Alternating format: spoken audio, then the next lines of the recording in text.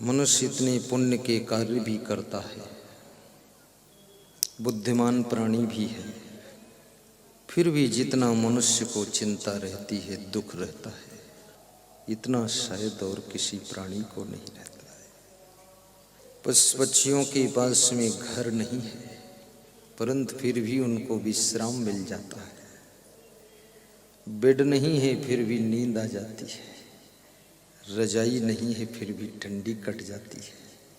और इस मनुष्य के पास में घर भी सुंदर है, बेड भी सुंदर है, रजाई भी सुंदर है, मच्छरदानी भी है, उसके बाद इसकी नींद भंग हो जाती है। रात भर कभी कभी सोचता रहता है, आंखें बंद करके सोचता रहता है, आंखें खोल कर भी सोचता है, दिन भर सोचता है, बाथरूम में स्नान करते करते भी सोचता है, रास्ता चलते चलते सोचता है। सोचते सोचते सिर दर्द होने लग जाता है, ब्रेन की नस फट जाती है, फिर भी इसका कोई पार नहीं मिलता है। क्या हो गया है इस मनुष्य को? भगवान श्री कृष्ण ने एक बहुत अच्छी बात कही है। उन्होंने कहा है कि तुम कुछ लेकर यहाँ आए नहीं हो। क्या लेकर आए और क्या लेकर जाओ? व्यर्थ चिंता क्यों करते हो? मृत्युलोक में जन्म हुआ है, एक दिन मृत्यु तो होनी ही है, ये परिवार का वियोग भी होना है। जब तक जीवन है कर्तव्य का पालन कीजिए, जहाँ तक संभाल सको संभाल लीजिए। जब तुम्हारे शक्ति से बाहर हो जाए तो जो हो रहा है उसको स्वीकार कीजिए। भगवान कृष्ण ने अपने परिवार को बहुत संभाला, बहुत संभाला। एक दिन उनको समाचार मिला कि 56 करोड़ यादव आपस में लड़कर मर गए। भगवान कृष्ण ने ठंडा पानी पिया, हल्का मुस्कुराए और सोचने लगे, जिनको भगवान भी नहीं पूरा संभाल पाया तो इंसान क्या संभालेगा? ये तो कुदरत की व्यवस्था है, सब सिटिंग इसी प्रकार से चलती रहती है। टेंशन मुक्त प्रबंधन करना सीखो। बड़ी बड़ी फैक्ट्रियां चलाओ, बड़ी बड़ी फैमिलियों को संचालित करो, बड़े बड़े आश्रमों का नेतृत्व करो, लेकिन अपने आप को समझा लो कि ये सब खेल, आंख खुली है तब तक है, आंख बंद हो जाएगी मेरे लिए खेल खत्म हो जाएगा। और जन्म के साथ में जिंदगी का दूसरा पक्ष मृत्यु भी जुड़ी हुई है।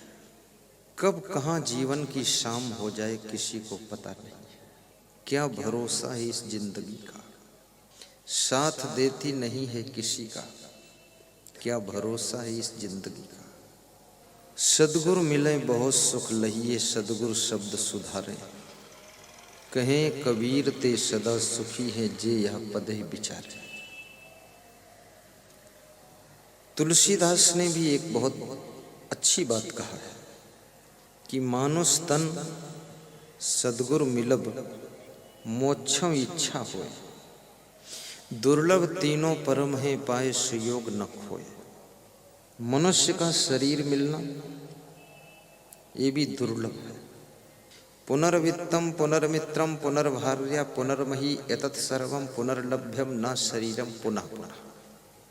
धन खो जाए तो फिर मिल जाएगा, मित्र रूठ जाए तो फिर खुश हो जाएंगे, मिल जाएंगे, पत्नी नाराज हो जाए तो फिर राजी हो जाएगी, एक पत्नी मर जाए तो दूसरी भी मिल जाएगी, जमीन कोई बेईमानी कर ले तो और खरीद लोगे और मिल जाएगी, लेकिन मनुष्य शरीर बारंबार नहीं मिलता है। ऐसा नीतिकार कहता है कि मनुष्य शरीर को कहीं तुम थोड़े से धन के लिए न खो देना, छोटे से परिवार के मोह में इसको न खो देना, और कहीं काम क्रोध लोभ मोह मनोविकारों के पीछे इस मनुष्य जीवन को गंवा न देना। इस जीवन के महत्व को समझो। आहार निद्रा भय मैथुनानि सामानि चैमानि नृणाम पशूनाम ज्ञानम नराणाम अधिको विशेषो ज्ञाने हीना पशु भी समाना। नीतिकार चाणक्य कहते हैं कि आहार लेना अर्थात भोजन करना, निद्रा लेना, भयभीत होना, बच्चों को जन्म देना, इतना काम पशु पक्षी भी करते हैं और मनुष्य भी करता है। हर मनुष्य भयभीत है, कहीं मेरा बच्चा न मर जाए, कहीं मेरी गाड़ी चोरी न हो जाए। हुआ कुछ नहीं, पर उसके अंदर संदेह है, हो भी सकता है, हो भी जाता है। बहुतों के साथ हुआ भी है, तुम्हारे साथ नहीं हुआ अच्छा है, पर पहले से डरे हुए हो कि कहीं ऐसा ना हो जाए, डर लगता है। तो नीतिकार कहता है ये डर भी स्वाभाविक है। पशुओं को भी डर है, पंछियों को भी डर है और मनुष्यों को भी डर है। और सबसे बड़ा डर तो प्राणियों से ही है। मनुष्य को मनुष्य जितना डर दिखाता है, इतना कोई और डर नहीं दिखाता है। अभी मैं किसी गांव में था, शिमला गांव, डिस्ट्रिक्ट झालावाड़, राजस्थान। तो वहाँ एक सज्जन के यहाँ पधरौनी गया। तो पधरौनी से जब विदा हुआ तो उन्होंने कहा इस मेरे छोटे भाई को समझा दो आप। तो हमने कहा क्या है? बोले ये अपनी पत्नी को रोज डरवाता है कि ज्यादा कुछ कहोगी तो साधु बन जाऊंगा। तो उसकी पत्नी ने कहा हाँ इसको थोड़ा समझा दो मेरे पति को, 20 साल हो गए हमको धमकी देता है साधु बन जाऊंगा, और जब बोलता साधु बन जाऊंगा तो मैं डर जाती हूँ, मैं चुप हो जाती हूँ, ये गांजा पीता रहता और कुछ नहीं बोलती हूँ, गांजा पीता रहे तो कभी नहीं बोलता साधु बनूंगा। तो मैंने कहा ये धमकी देने वाले लोग साधु नहीं बन सकते। जो गांजा नहीं छोड़ सकते हैं वो इतना बड़ा मनोविकार विषयों का काम वासना को कैसे छोड़ सकते हैं? गांजा, भांग, अफीम, चरस, बीड़ी, सिगरेट पीने वाले इन व्यसनों को जो ना छोड़ सके, मन बस में करना क्या जाने। वो मन कैसे बस में करेंगे? छोटा सा गांजा नहीं छूट रहा है और धमकी देता है कि सब पत्नी परिवार छोड़ दूंगा। मैंने कहा इसकी झूठी धमकी है, इसको तुम डांट डपट के सुधारो सब लोग। तो मैंने उससे पूछा सच में साधु बनना चाहता तो मैं आया हूँ, चल मेरे साथ। अरे बोले मैं तो जिंदगी में साधु नहीं बनूंगा। अब साधु क्या बनेगा? साधु बनना बहुत सुखद है, साधु में सुख है, और इसी सुख शांति के लिए मैं भी साधु बना हूँ। मैं 9th में पढ़ता था तभी सोचा था सुख कहाँ है, तो मुझे लगा साधु में सुख है, इसलिए मैं साधु बना था। लेकिन साधु में एक विशेष बात है, खाली कपड़ा पहन लेने से साधु नहीं बनता कोई, कि पगड़ी बांध लो और पहन लो और ऐसा सोच लो। और मेरे जैसे कपड़ा पहने कोई मिल जाए तो साधु मान भी मत लेना। कपड़ा बदलने से साधु नहीं होता है, नहीं होता। लफड़ा बदलने से साधु बनता है।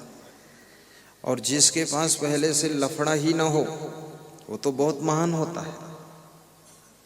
साधु का मतलब है कि संसार में किसी भी नशा व्यसन में भी आकर्षित ना हो, संसार में कोई उसका लोभ लालच ना हो, संसार में किसी का रूप सौंदर्य भी उसको आकर्षित करके फिसला ना सके, वो साधु है।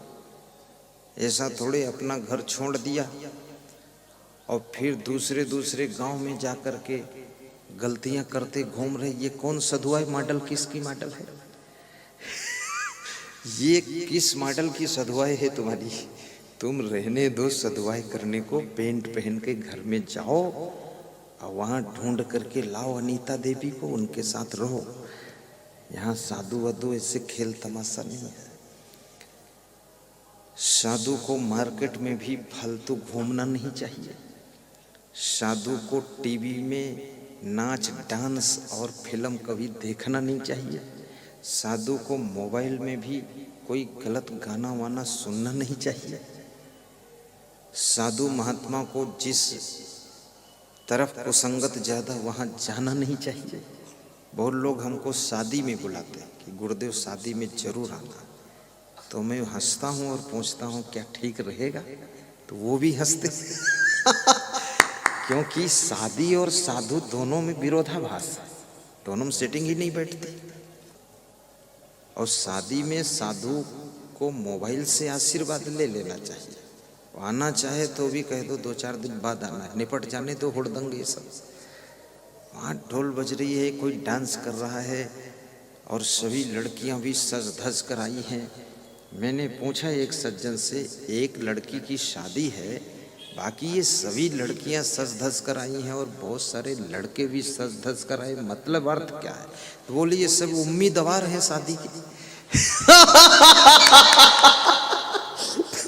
बोली उम्मीदवार हैं, ये भी चुनाव लड़ेंगे, जीतेंगे, इसलिए अब वहां साधु बाबा त्याग वैराग्य वाला बैठा है, सेटिंग नहीं जमती है। तो मैं तो यही आज्ञा देता हूं मैं मेरे लिए कि मेरे को कभी शादी वादी में बुलाओ मत, बस ऐसे ठीक शादी हो जाए, पति पत्नी सेट हो जाए, फिर बुलाइए तो पति पत्नी को गृहस्थ धर्म की शिक्षा दूं कि सास के साथ कैसा व्यवहार करना, ससुर के साथ कैसा करना, पति पत्नी कैसे रहना, यही तो संत का धर्म, ज्ञान देना। 10 मिनट ज्ञान दे दूंगा बस, ठीक।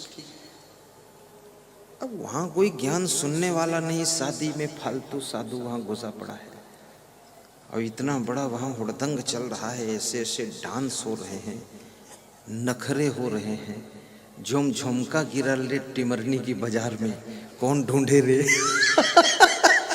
तो ये सब नाटक में साधु को उसके अंदर साधना में कमजोरी आती है, इसलिए ऐसे दृश्यों को भी साधु को देखना नहीं चाहिए। और साधु महात्मा को जिस घर में बहुत ज्यादा लड़कियां हैं उस घर में सोना भी नहीं चाहिए। लड़कियां हैं, नौजवान बहुएं हैं, दूर रहो। इसलिए हम हमेशा ऐसे घर में निवास करते हैं जहां कोई न रहता, बस छुट्टी। जैन धर्मशाला में हूं, कोई नहीं, केवल हम लोग हैं। 2-4 कभी भगत आ जाता है, वो रात ठोरा तो वहीं रुकवा देते हैं पुरुष को, क्योंकि गलती हो ना हो लेकिन कुसंगत से दूर रहना चाहिए साधु को। और तुलसीदास कहते हैं नारी पुरुष दो होए त्यागी तदप रचिए जिम तृण आगी। स्त्री पुरुष दोनों त्यागी हों फिर भी उनको अलग अलग ही रहना चाहिए, क्योंकि घास, सूखी घास और अग्नि पास पास रख दोगे तो सुलग सुलग कर जल जाएगी। ऐसे ही इतना महान पुरुषों ने मना किया, समझाया। और हमारे धर्म में तो यहाँ तक समझाया गया कि नारी निरख न देखिए, आंख गड़ा करके, आंख लड़ा करके किसी स्त्री के मुखमंडल को देखना नहीं चाहिए साधु को। नारी निरख न देखिए, निरख न कीजिए गौर, फिर गौर से मत देखो। और निरखत ही ते विष चढ़े मनावे कुछ और, कितनी बड़ी बात बताती। अब साधु महात्मा को स्वयं ध्यान देना है और साधु महात्मा को नियम के अनुसार ही रखना चाहिए। इसलिए हमारे साथ कोई फोटो खींचना चाहते हैं, इच्छा हो जाती है लोगों की सेल्फी ले, क्या बोलते हैं सेल्फी, तो मैं कहता हूँ, समझा देता हूँ कि बेटी सेल्फी न लेना, क्योंकि तुम व्हाट्सएप पर अगर डाल दोगे, फेसबुक पर, तो दुनिया में करोड़ों लोग हमको देखेंगे तो हमारी बदनामी हो जाएगी। लोग कहेंगे अरे असंग साहब भी लड़कियों के साथ सेल्फी खिंचवाते, अरे ये भी भ्रष्ट है गिरना। तो तुम्हारे गुरु के ऊपर दाग लग जाएगा। इसलिए सेल्फी मत लो, अपने माता पिता के साथ बैठकर फोटो ले लो, लेकिन अकेले न लेना, क्योंकि संसार में नाम कमाना कठिन है और उससे कठिन है नाम को बचाना, और नाम को डुबाना तो बहुत आसान है। तुम्हारी 7 पीढ़ियों ने नाम कमाया है, लेकिन एक पीढ़ी में कोई कंडोर पैदा हो जाए, वो नाम डुबा देगा। लक्ष्मण कितने महान थे, जब भगवान श्री राम सीता के वियोग में विह्वल होने लगे तो सुग्रीव ने कहा कि भगवान विह्वल मत हो, मुझे आकाश से गिरे हुए कुछ कुंडल मिले हैं, तो ये कुंडल देखो क्या सीता जी के हैं। तो राम ने कुंडल लिया तो राम पहचान नहीं पाए, दुखी ज्यादा थे सीता जी के वियोग में। तो लक्ष्मण को बुलाया, कहा लक्ष्मण तुम पहचानो इन कुंडलों को जरा, ये कुंडल क्या सीता जी के हैं। तो लक्ष्मण ने जवाब दिया तो भगवान राम का गला भर गया कि धन्य है लक्ष्मण।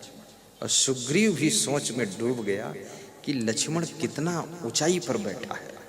लक्ष्मण ने क्या कहा राम से, मैंने तो चरण निहारे हैं, माता के देखे कान नहीं, माता के देखे कान नहीं, मैं तो चरणों का सेवक हूँ, मुझे कुंडल की पहचान नहीं, मैं तो चरणों का सेवक हूँ, मुझे कुंडल की पहचान नहीं।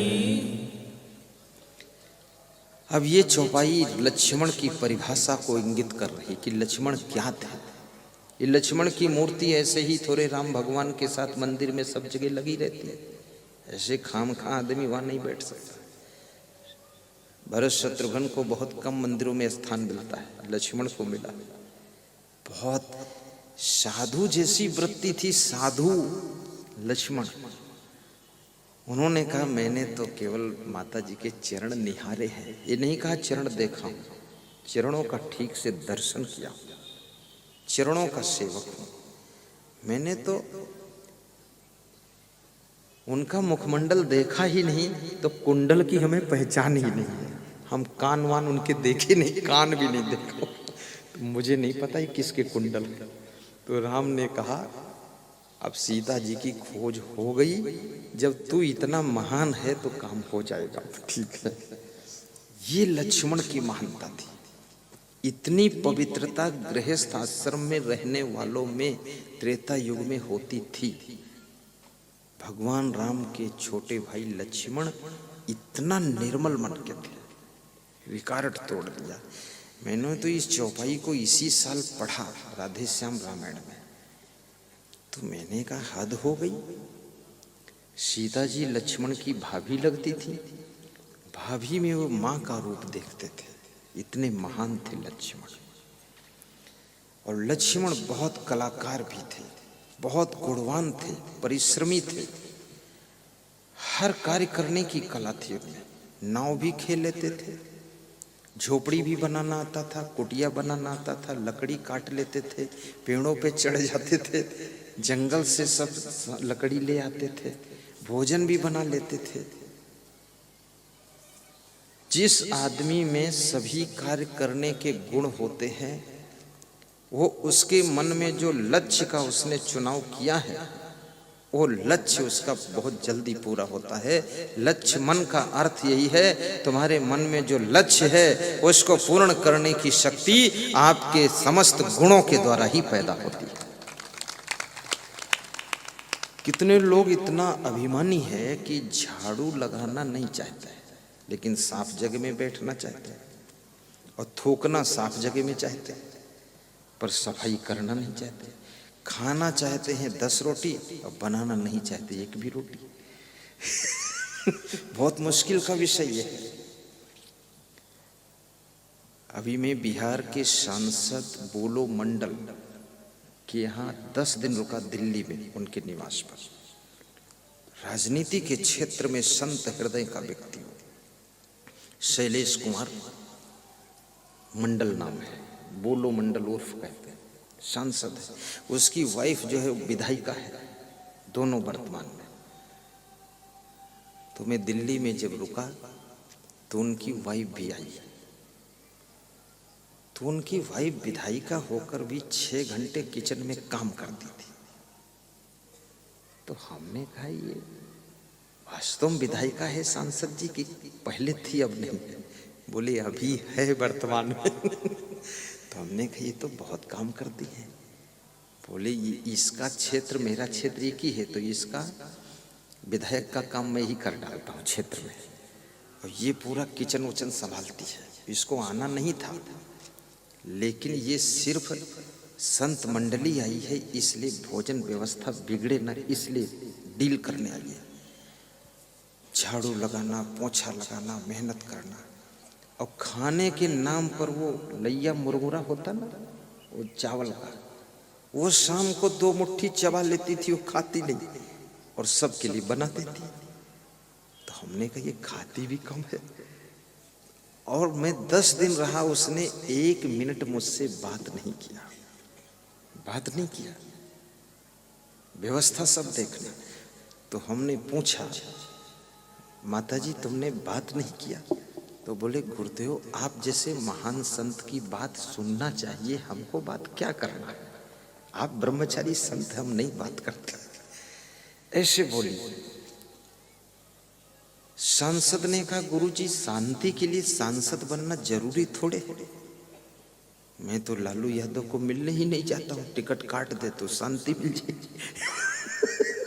तो हमने कहा टिकट मिला कैसे? बोले हमको तो खुद दिया उन्होंने, हम मांगने भी नहीं गए, और काट दे तो हम खुश हैं, कोई बात नहीं, और दे दे तो भी ठीक है, और हार जाए तो भी कोई बात नहीं, और जीत जाऊं तो भी ठीक है।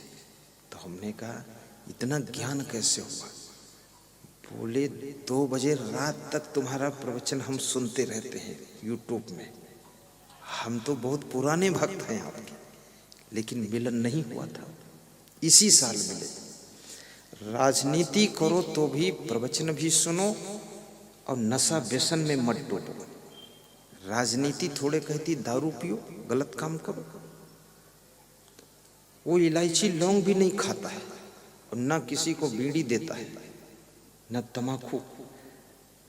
जो कोई आता है उसको 1 पीस मीठा का खिला देता है, बस कहता राम राम, ठीक है। ऐसा नियम उसका। किसी फील्ड में काम करो, अपने चरित्र को बचाकर काम करो, खान पान को सुधार कर काम करो। यदि आप अपने को नहीं बचा सके तो काम में सफल कैसे होंगे आप? यदि महिलाएं अपना हाथ आग में जलने से नहीं बचा सकी तो ये रोटी क्या बनाएगी? तो चिमटा रखती है, चिमटा से रोटी सेकती। अगर ये हाथ डाल दें चूल्हे में तो हाथ जल जाएगा, पर चिमटा रखती। ऐसे हर व्यक्ति को संयम नियम का चिमटा रखना चाहिए, और संसार के तवा पर और दुनिया के चूल्हे पर अपने सफलता की रोटियां सेक लेनी चाहिए, और अपने को बचा कर रखना चाहिए। डॉक्टर बनो फिर भी बच के रहो, अपने से कहीं गलती ना हो जाए।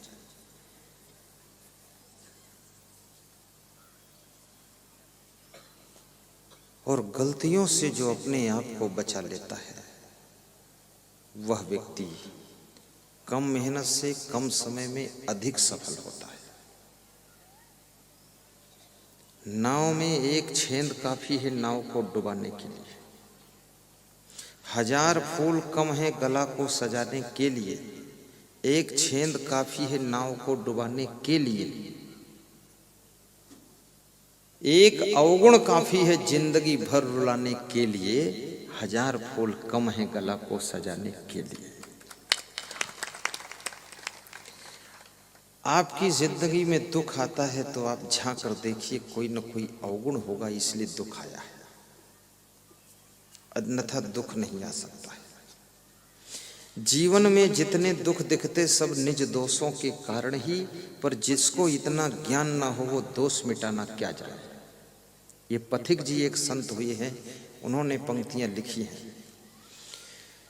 जीवन में जितने दुख दिखते वे निज दोषों के कारण ही, वे निज दोषों के कारण ही, पर जिसको इतना ज्ञान न हो वह दोष मिटाना क्या जाने। पर जिसको इतना ज्ञान न हो वह दोष मिटाना क्या जाने। उन्नति का साधन सेवा है, जिससे ही आत्म शुद्धि होती, जिससे ही आत्म शुद्धि होती। पर लोभी मोही अभिमानी सेवक पद पाना क्या जाने। पर लोभी मोही अभिमानी सेवक पद पाना क्या जाने। गांजा भांग अफीम चरस बीड़ी सिगरेट पीने वाले इन व्यसनों को जो ना छोड़ सके मन बस में करना क्या जाने। इन व्यसनों को जो ना छोड़ सके मन बस में करना क्या जाने। जीवन में जितने दुख दिखते सब निज दोषों के कारण है। कई को विधवा होना पड़ा तो क्यों? क्योंकि दूसरों के बहकावे में आने का उसके अंदर दोष था। ये भी बहुत बड़ा दोष है कि दूसरे के बहकावे में आ जाना, स्वयं विवेक न करना। और ना तो समाज में कई की कमी है, न मंथराओं की कमी है। स्त्रियों भी मंथराएं रहती हैं, पुरुषों में भी मंथरा रहते हैं। एक दूसरे को बहकाने में ही उनको आनंद आता है। तुम्हारा घर ठीक ठाक चल रहा है, तुम्हारी मौसी आएगी वो बहका देगी तो गड़बड़ शुरू हो जाएगी। तुम्हारी भांजी आएगी वो कुछ डिस्टर्ब कर देगी। अपने लोग ही उसी में से ऐसे कोई आ जाते हैं जो तुम्हारे घर की सुख शांति को नष्ट करने का काम करते हैं। छोटे भाई को बहका दिया, उसका दिमाग बिगड़ गया, घर में झगड़ा शुरू, बंटवारा शुरू।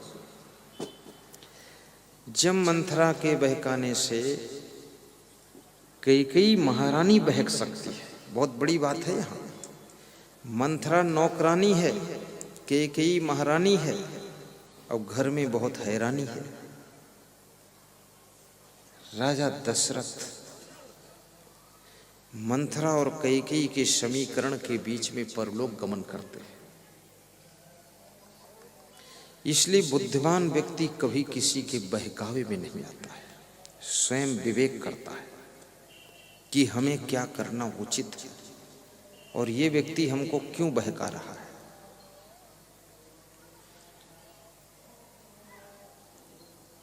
और मंथरा छोटे से लालच के कारण ये काम करती है। इसलिए कहते हैं लालच बुरी बला है। कौशल्या की दासी इनाम लेकर जा रही थी, पुरस्कार लेकर। तो मंथरा ने पूछा, बहन ये इनाम पुरस्कार क्यों मिला, कहाँ मिला, कैसे मिला, कौन दिया? तो बताया कौशल्या ने जिन्हें दिया है। तो बोले क्यों दिया? बोले तुमको पता नहीं है, कौशल्या के राम का कल राज तिलक होगा, वो राजा बनेंगे। उस खुशी में हमको आज ही इनाम मिला है और कल फिर और मिलेगा। तो मंथरा ने सोचा, अगर मेरी कैकेयी का भरत राजगद्दी पर बैठता, उसका राज तिलक होता तो इनाम हमको मिलता। ये छोटे से इनाम का लालच, छोटी सी पुरस्कार की बात मंथरा के मन को बिगाड़ती है। फिर मंथरा कैकेयी को बहकाती कि भरत का राज तिलक हो तो हमें इनाम मिलेगा। छोटे से स्वार्थ के कारण किसी के बहुत बड़े खेल को कभी बिगाड़ना मत, ये बहुत बड़ा पाप होता है। और याद रखना, कोई खुशी का समाचार है तो खुशियों को भी हजम करना सीखो। खुशियों को बहुत जल्दी व्यक्त मत कीजिए, अन्यथा खुशियां पुनः दुख में बदल सकती। कौशल्या को यह समाचार मिला था राम का राज तिलक होगा, तो कौशल्या इस खुशी को अगर अपने आप में हजम कर लेती और किसी को इनाम न बांटती तो शायद ये लफड़ा आगे बढ़ता नहीं। लेकिन कौशल्या अपनी इस खुशी को जाहिर कर रही है। महात्मा विदुर कहते हैं, जो व्यक्ति अपने हर्ष को, खुशी को पीकर हजम कर जाता है, हुल्लड़ नहीं मचाता है, और जो अंदर उठे हुए क्रोध को शमन कर लेता है, वह व्यक्ति राज्य और लक्ष्मी का अधिकारी बनता है, उसे सफलता निष्कंटक मिलती है, कोई बाधा नहीं। इसलिए खुशियों को भी हजम करना सीखो।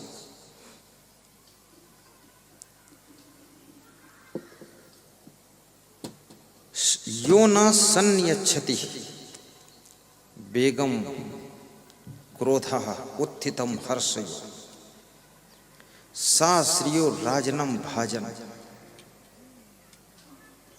यश्च आपत्सु न मुह्यति। आपके अंदर क्रोध भी आ जाए तो भी उसको दूसरों को पता न चलने दीजिए, अंदर अंदर शमन कर लीजिए। अगर किसी को पता चल गया कि ये नाराज हो गए हैं तो याद रखना उससे तुम्हारा ग्राफ गिरता है।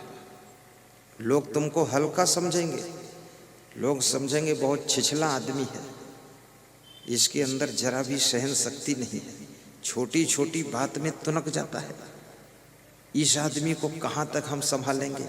अरे भैया इससे दूर रहो तभी ठीक है। ये नाराज किसी से अगर हैं आप तो 24 घंटे में उस नाराजी को खत्म कर लीजिए और उस नाराजी को दूसरों को एहसास मत होने दीजिए, अंदर अंदर उसको शमन कर दीजिए। श्री कृष्ण भगवान ने भी ये बात कही है, शक्नोति है यह सोढ़ुम प्राक शरीर विमोक्षणा काम क्रोधोद्भवम बेगम सह युक्ता स सुखी नरा। कृष्ण कहते हैं मनुष्य के अंदर जो क्रोध उठता है, क्रोध, ये क्रोध साधारण चीज नहीं है।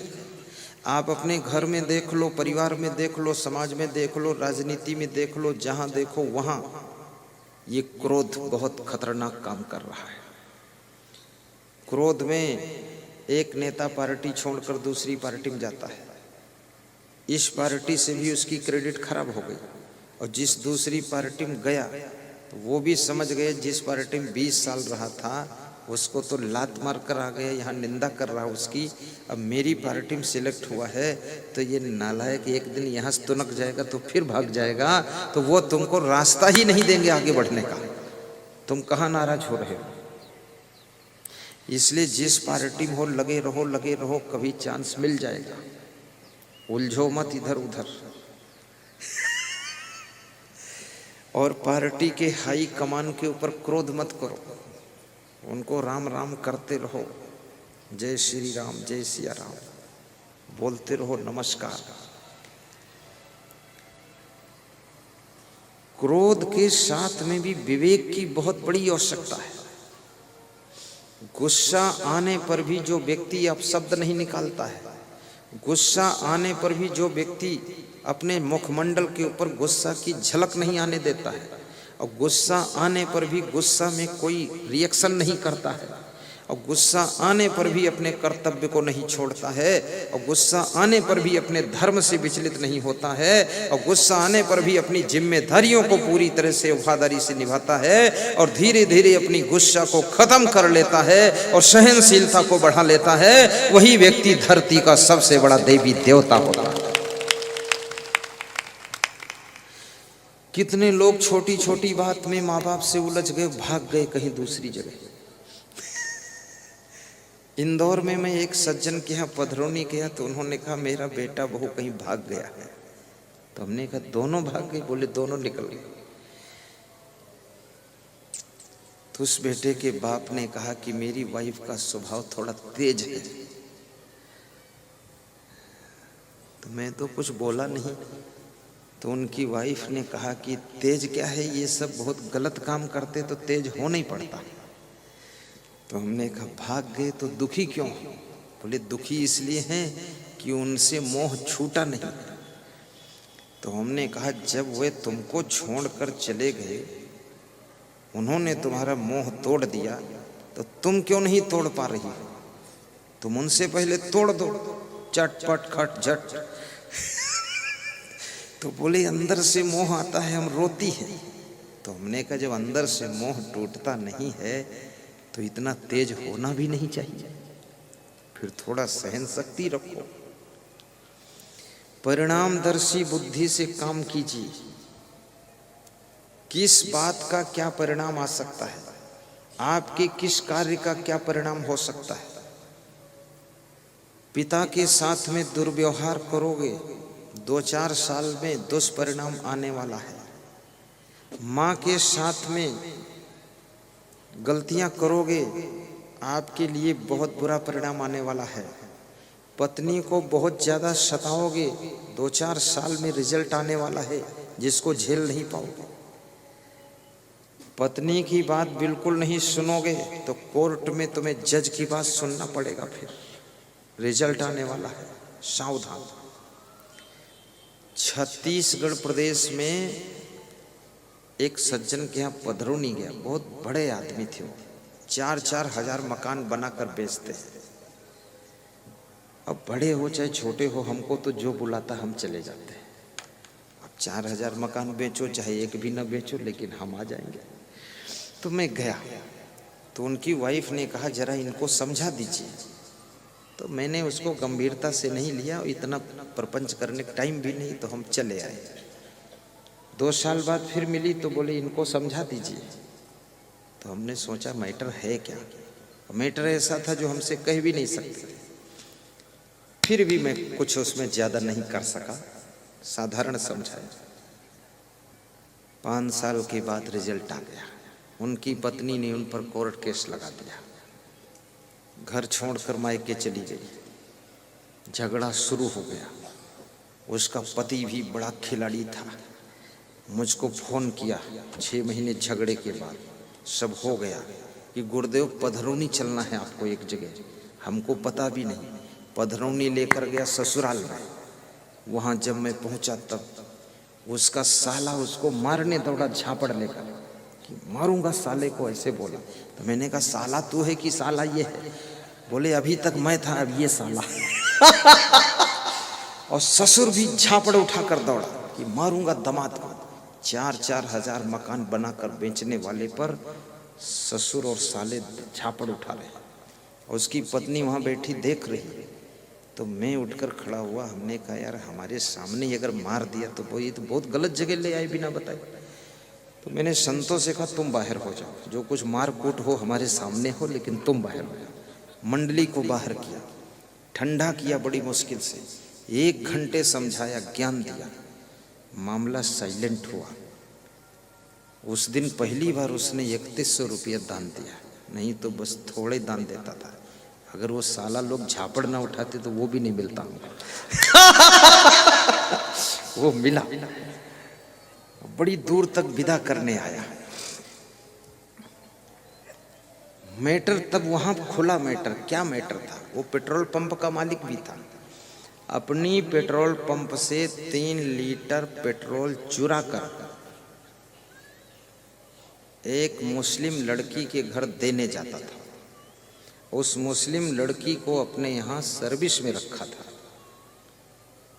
और उसके साथ में गलत संबंध कर लिया। और पत्नी इस बात का विरोध करती थी, मानता नहीं था। तो मायके जाकर कोर्ट केस कर दिया, दिमाग ठिकाने आ गया। फिर बहुत मुश्किल से मैंने कहा उस लड़की को नौकरी से छुट्टी दो, जो तुम्हारा मैनेजर है उसको नौकरी से निकालो, और जितने इस सर्कुलेशन में जुड़े हैं उनको सबको गेट आउट करो, अन्यथा आपकी दुर्दशा होगी सलाखों के पीछे, ये समझ लेना। तो खैर उसके समझ में आ गया तो सब ठीक हो गया। जिस महिला के साथ तुम विवाह करते हो उसको धोखा दे करके दूसरी महिला से कृपया संबंध मत कीजिए। सभी महिलाओं को हाथ जोड़कर नमस्कार कीजिए। माँ बहन बेटी का दर्शन दूसरी महिलाओं में कीजिए। मन को पवित्र रखिए। उलझन वाला काम क्यों मचा रहे हो? क्योंकि आपकी वाइफ ने अपने माता पिता भाई बहन सखी सहेली को त्याग करके तुम्हारे लिए वो पति चुन करके वो आई है, तो कम से कम तुम भी थोड़ा सा संयम से रहो। मांस मछली अंडा नशा शराब मत लीजिए। दारू पी करके अपनी वाइफ को गाली मत दीजिए। घर की उन्नति कीजिए। उनके रहने के लिए अच्छा रूम बनाइए, अच्छा मकान बनाइए, चलने के लिए अच्छी गाड़ी लाइए। ये दारू पी पी कर पान तमाकू पुड़िया खा खा कर पैसा बर्बाद मत कीजिए।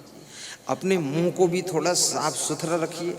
जिस समय शादी होना था उस समय मुंह को बहुत साफ सुथरा करके मेकअप करके और दांत वांत साफ करके और फोटो खिंचा कर और दिखा कर और शादी तो कर लिया। अब ये भूत बने घूमते हो, तुमको अकल है? थोड़ा शुद्ध रहो। हाँ, ये तो ऐसे हो गया जैसे पुलिस में भर्ती होने के पहले पुलिस के लोग बहुत व्यायाम करते हैं, लंबी दौड़, ऊंची कूद, लंबी कूद सब लगाते हैं। और एक बार भर्ती हो गए तो फिर पुलिस के लोगों का शरीर फिटनेस कहाँ रहता है? 1.5 कुंटल के वजन थानेदार घूम रहे हैं। हाँ, वो बदमाश को पकड़ पाएगा? खुद ही गिर जाएगा नीचे। हाँ, इसलिए पुलिस लाइन में हर वर्ष फिटनेस परीक्षा होनी चाहिए, बॉडी की फिटनेस। हर वर्ष जब फिटनेस की परीक्षा होगी तो संभल कर थोड़ा खाएंगे और व्यायाम करते रहेंगे। क्योंकि बदमाश अगर दौड़े तो पुलिस का मतलब है उसको रपटा के पकड़ सको। अब तुम रपटाओगे क्या जब तुम इतना भारी खुद हो गए हो, पेट भी बहुत बड़ा हो गया है। फिटनेस रखना जरूरी है। ऐसा बहुत सारा काम है। शरीर को ठीक रखो, साफ सुथरा रखो, अच्छे रहो और गुणवान बनो। एक सज्जन कह रहे थे कि मैंने जो फोटो देख करके विवाह किया और जब पत्नी आई तो उसमें कुछ दूसरा ढंग दिखा। तो हमने कहा तो फोटो को माथे से लगा लिया करो, धन्य है फोटो। तो बोले वो तो मेरी पत्नी ऐसी गुस्सा करती है, खाना भी नहीं बनाती है और दिन में भी सोती है और रात में भी सोती है और सुबह उठती नहीं है, झाड़ू नहीं लगाती है और कहता हूं तो नाराज हो जाती, सिर दर्द बताती। समझाओ तो सिर दर्द और ना समझाओ तो सोती। अब क्या करूं? तो हमने कहा ठीक है, अब निभा लो, क्या करोगे? सत्संग में ले आओ, सुन ले, थोड़ा सुधर जाए। घर में कोई ऐसा काम ना कीजिए जो दूसरों को कष्ट हो, और इस शरीर से मेहनत कीजिए ताकि ये बीमार ना हो। इस शरीर से मेहनत नहीं करोगे तो बीमार बहुत रहेगा, और ज्यादा खाओगे तो कभी स्वस्थ नहीं रहोगे, और कम खाओगे तो कभी बीमार नहीं होगे, और बिल्कुल नहीं खाओगे तो जिंदा भी नहीं रहोगे। इसलिए थोड़ा खाओ भी। दूसरों की खुशियों का ख्याल रखो कि आपके कारण घर में लोग दुखी तो नहीं हो रहे। यदि आपके कारण आपके माता पिता दुखी हैं तो ये तुमको बहुत बड़ा पाप लगेगा। कल मेरे पास एक सज्जन आए, बोले मैं सर्विस में था, रिटायर हो गया और मेरा लड़का ये है डिप्रेशन में चला गया, अब मैं क्या करूं? तो मैंने उनके लड़के से कहा तुम फालतू ढोंग मत मचाओ, डिप्रेशन ऑपरेशन से निकलो, बाहर काम करो। तो बोला पेट में दर्द होता। हमने कहा जब हिलोगे डुलोगे नहीं तो दर्द तो होगा ही, काम करो, सब ठीक हो जाएगा। कितने लोग ये डिप्रेशन में फालतू जाते हैं। डिप्रेशन में क्यों जाते हो? निराश क्यों होते हो? निराशा मृत्यु का दूसरा नाम है। निराश हुआ व्यक्ति मरे हुए जैसा हो जाता है। जिंदा तो है, सांस लेता है, खाता है, सोता है, कपड़े पहनता है, लेकिन काम के लायक नहीं रह जाता है। इसलिए आदमी को मरते दम तक निराश नहीं होना चाहिए। 15 बार चुनाव लड़ने के बाद अब्राहम लिंकन हारता है, फिर भी निराश नहीं होता। 16वीं बार चुनाव लड़ करके अमेरिका का राष्ट्रपति बन करके बैठ जाता है। तुम 1-2 बार में कैसे निराश हो जाते हो? अगर सर्विस नहीं मिलती है, नौकरी नहीं मिल रही, इसका मतलब क्या है? अब तुम खुद ही ऐसा काम करो कि 10-20 नौकर रखो। नौकरी नहीं मिली तो मालिक बनो, फैक्ट्री लगाओ, कुछ बड़ा काम करो, हिम्मत रखो, रिस्क भी लो, घबराओ मत। पति पत्नी हिल मिल कर काम का डिसीजन लो। अपने बूढ़े माँ बाप को दुख मत दो। ये बूढ़ी हड्डियां, इनको पीड़ा मत पहुंचाओ, प्रेम से रहो। कभी कभी माँ बाप के पैर भी दबा दिया करो कि आपके पैर दर्द करते होंगे, क्योंकि आपका शरीर ये माँ बाप के शरीर का ही टुकड़ा है। ये उनकी सेवा के लिए टुकड़ा मिला है आपको। और ऐसा कोई नशा व्यसन मत करो जिससे माँ बाप का मन व्यथित रहे। अच्छे इंसान बनो, अच्छे पुत्र बनो, अच्छे पिता बनो, विशेष क्वालिटी की पत्नी बनो, विशेष क्वालिटी की सासू बनो। सासू का दिल बहुत विशाल होना चाहिए। 3, 4, 6 बहुएं सबको संभाल लीजिए और सबको निभा लीजिए। सब अलग अलग स्वभाव की होंगी, सबको सेटिंग बिठा लीजिए। ध्यान रखना, मधुमक्खियां संगठन में रहती हैं तो उनके सामने हाथी भी डरता है, हाथी भी डरता है।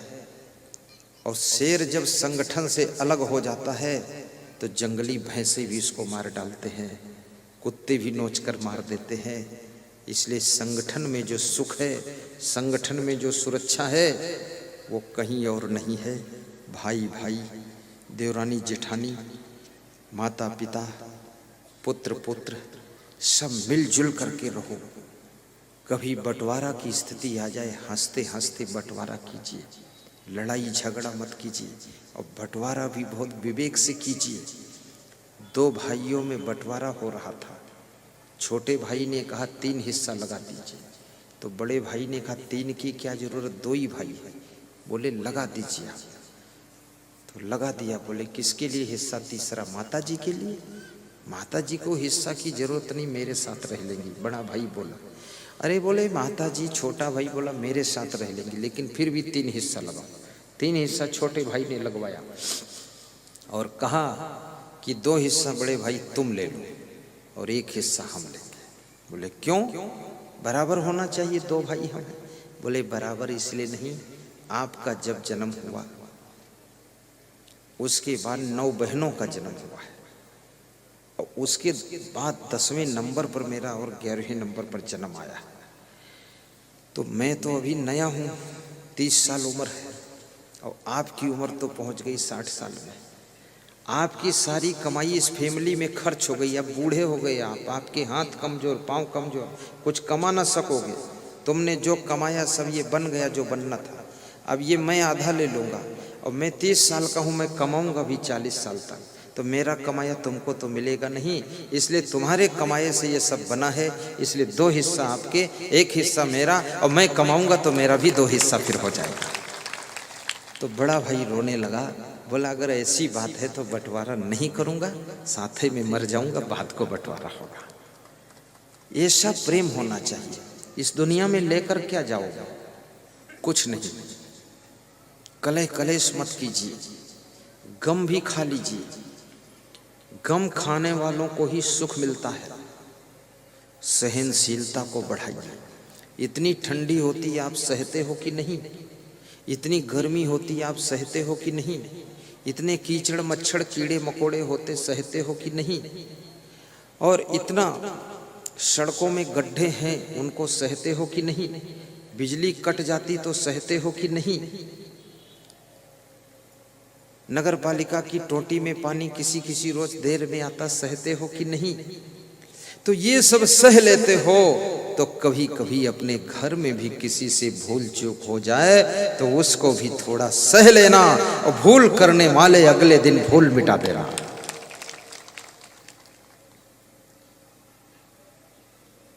मन सोहरौना नहीं बनावे, सहनशील बनिया पे रहावे। मन संकल्प करे नहीं पूरा, जान के बंध तजैते ही सूरा। मन में सहनशीलता हो, गंभीरता हो। तो तुलसीदास कहते हैं मानुष तन सद्गुरु मिलब। मनुष्य शरीर का मिलना कठिन है, और अगर मिल भी जाए तो मनुष्य जैसी जिंदगी जीना कठिन है।